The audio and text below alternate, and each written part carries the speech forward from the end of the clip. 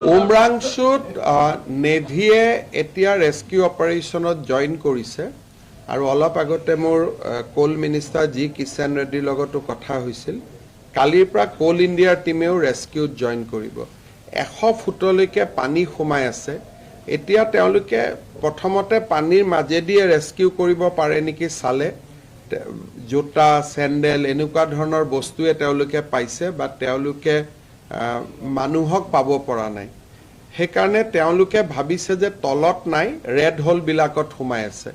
সেইকাৰণে এতিয়া ডি ৱাটাৰিঙলৈকে তেওঁলোকে শিফ্ট কৰিছে। আজি ৰাতিৰ পৰা ডি ৱাটাৰিং হ'ব। ONGCয়েও পাম্প পঠাইছে। কালিৰ পৰা কোল ইণ্ডিয়ায়ো পাম্প পঠাব।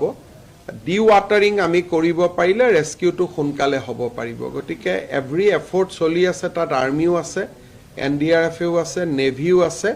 অহা কালিৰ পৰা কোল ইণ্ডিয়ায়ো জইন কৰিব।